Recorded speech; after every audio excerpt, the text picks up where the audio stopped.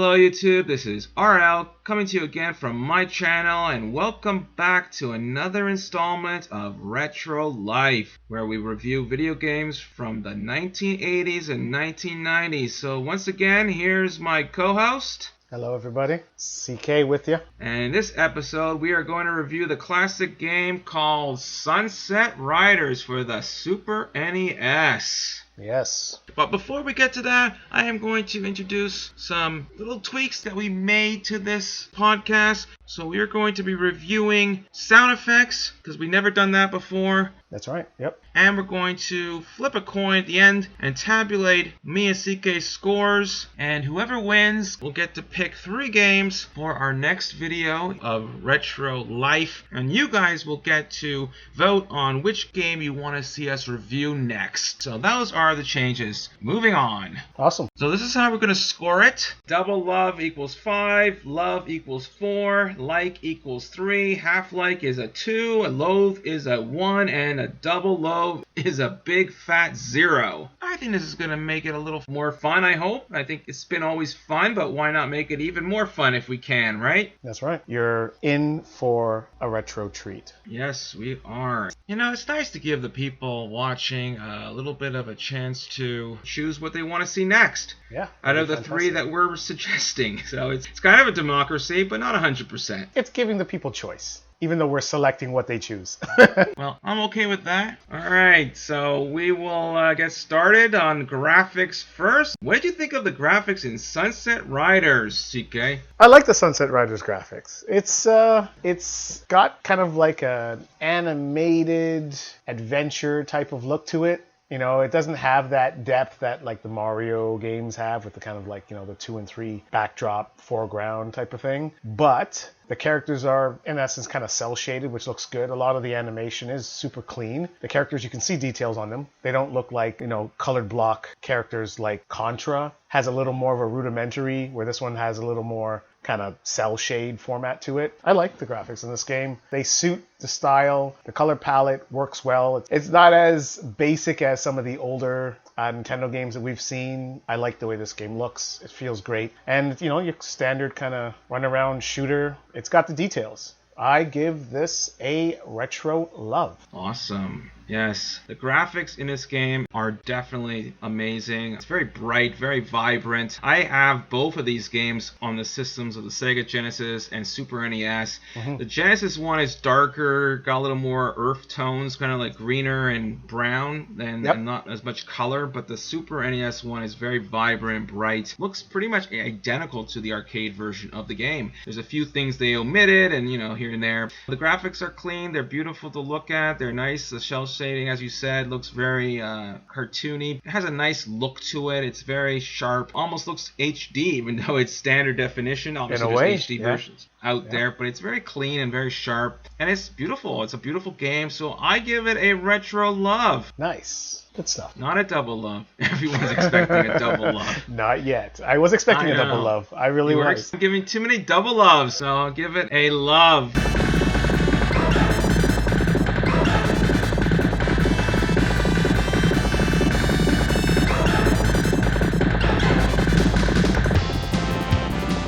So moving on to music. So what do you think of the music in this game? I like the music in this game. It feels like it was made to have that Western feel. The music is suiting, you know, the gameplay and the theme, the Western cowboy theme. I believe they did a great job. So I give it a retro-like. I like it. I don't love it. There's no real, you know, I'd say jams for me to kind of bob to while I'm, you know, going ham on these guys, but wasn't monotonous and annoying. Let's just say that. So, which is always good in a game. When the music is considered noise, you're like, okay, maybe I want to turn the volume off and play my own music. So music for me, I love the music. I'm a little surprised that you didn't love it as much as I do. I really like the music in this game. It's one of those games that I regard very highly for the music. Not every Super NES game I like music-wise. I know with Streets of Rage, I love the music in that game so much. I would put this right up there. It's slightly beneath it. So for me, I love all the tracks. So it's going to be a double love for me. I'm giving it a double love. I know. I love it. It's like you couldn't wait to drop that double love. It's just sitting there on the tip of your tongue. I didn't know what else to say. It's like I mean, if I'm going to rate my two favorite games, the games that I love the most for any retro, I'm talking retro, of course, are Streets of Rage 2 and Sunsetriders. Gotcha. They both have excellent tracks. Yeah. All right. Well, that's cool. I'm not going to second guess myself. That's cool. I believe, again, with all the games that I've played, especially from Konami, they do great music. This plays no second fiddle to any game within this realm. If anything, it feels kind of like, what Contra, when they released, Super C? It's got that same kind of vibe to it. And every time I play a shooting game, I compare everything shooting game to Contra. Always. I like what Konami does when it comes to producing music for their games because it's very engaging.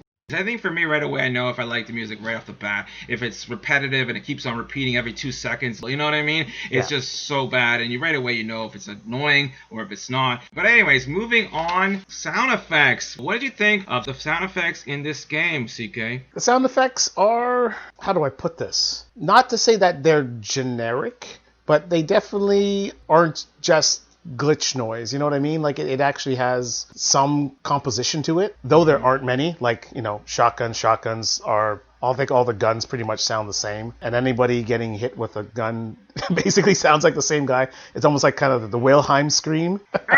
Yeah. There's puking too, like some sounds where in the end where he cheers, it sounds like he's puking. Or something like that. Anyways, the grunting.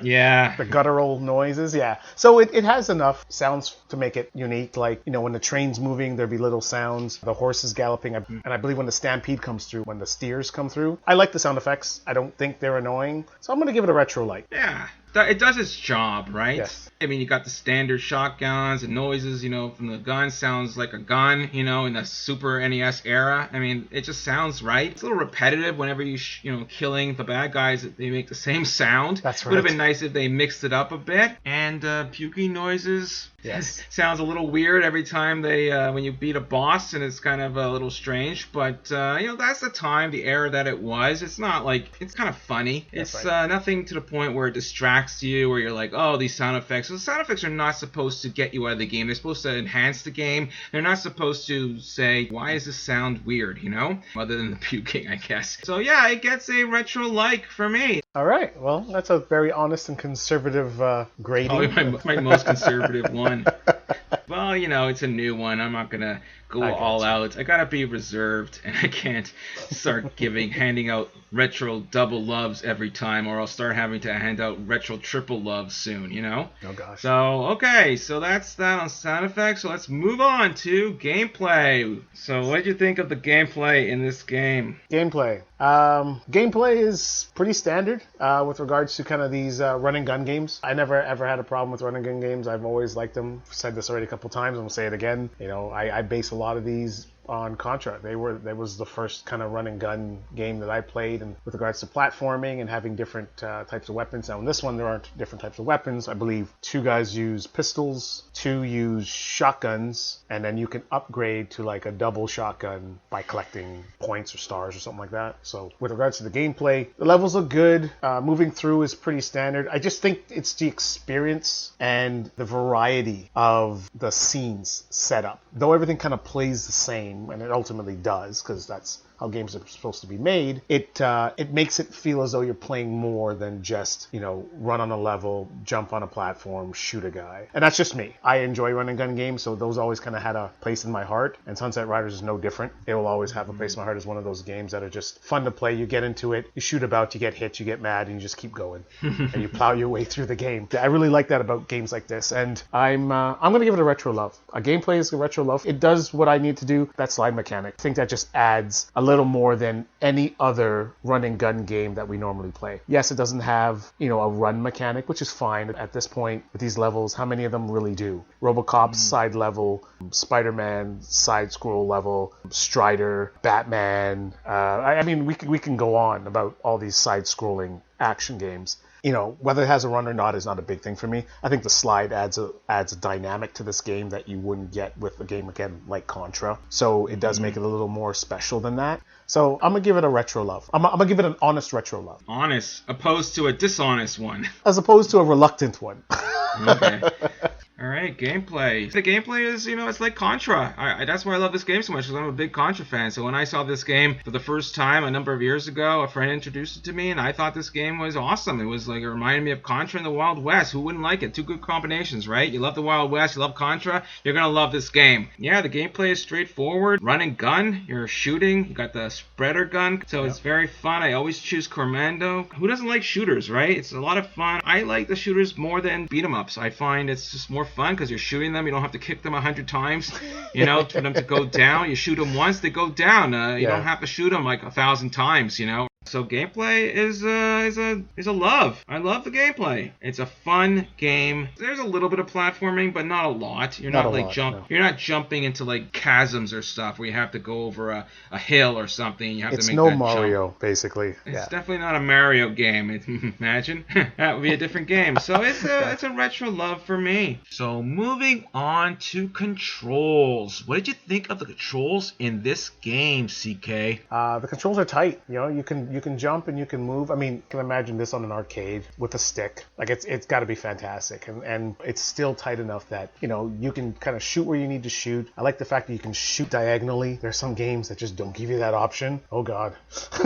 So it's one of those things where being able to shoot on an angle, and the third button, the third action, which is that slide, which can save you from so many things in this game, because on top of being able to duck, you can still slide, which is kind of neat. The 2-level jumping, being able to jump up to a higher level and then jump down to a lower level. Everything about controlling this game and the level kind of layout for using those three, shooting, jumping, sliding, summarizes to a great experience. And for control, I give this game a double retro love. Oh, wow. Nice. Yeah. So for me on the controls, I mean, it's pretty standard. There's no platforming in this game, so it doesn't have to be super tight and pinpoint controls, but the movement is clean and crisp, and you don't feel like it's sluggish or you feel like you're moving so slow. I don't believe there's running, except when the cattle are running through the screen and you run on top of them. You could run. Like, it's got this weird running animation. It's kind of goofy, but I guess they did it that way. Yeah. Which is kind of fun. You can't really run in the game. I mean, you're moving right, you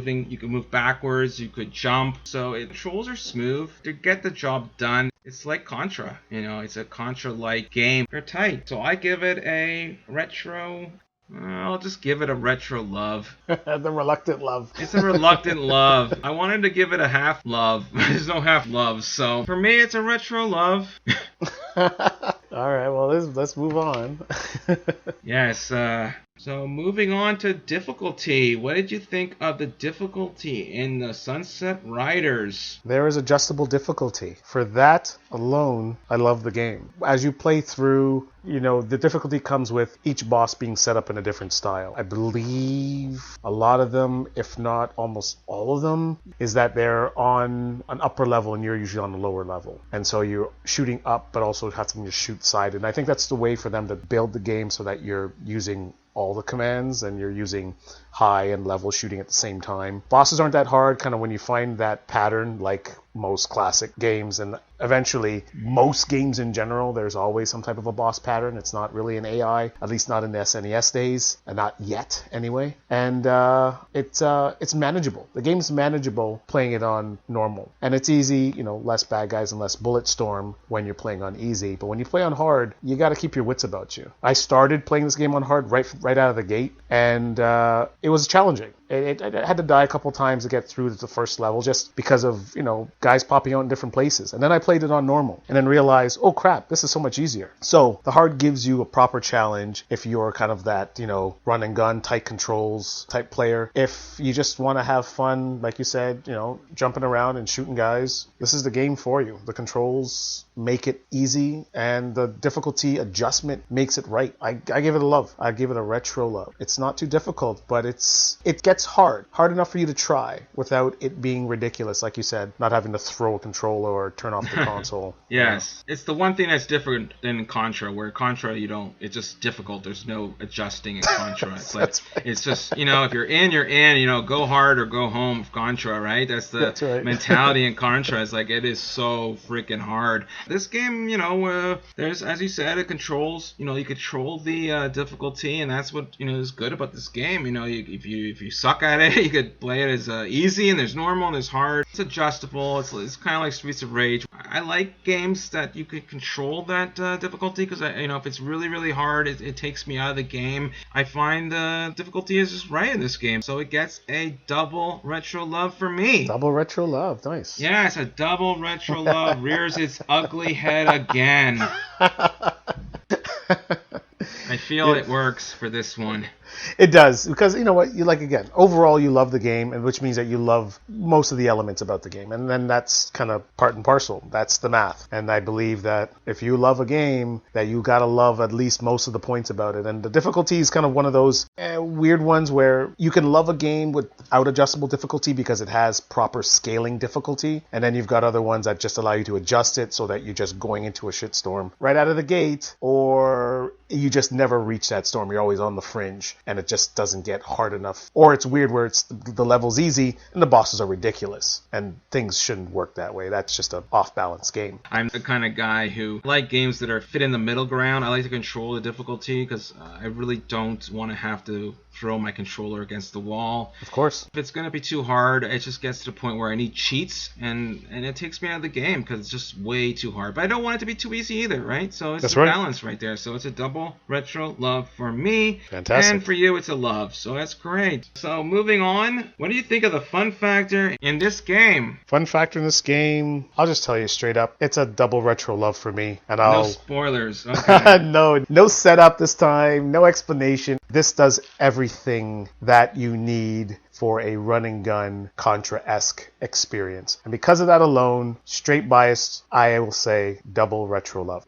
So you don't want to go into it more? You don't want to say anything else? There's nothing more to say. Listening to the previous games and everything that I've said leading up to this point, you gotta know that this is probably the way I'm gonna go. I love running guns, and I like Contra-esque type games, and I love the visuals of this game. So I like the controls of this game. The music and the sound effects don't take me out, which is fantastic. So everything culminates to a fun excellent experience. An excellent experience. Double retro love. Yes. I thought you were gonna go triple love. Triple love.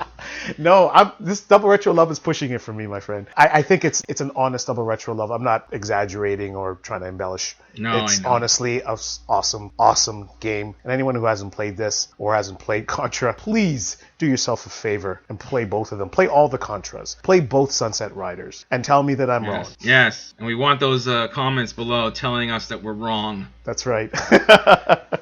Engagement, please. Engagement, please. That's what the point of this video is. Engaging others on YouTube.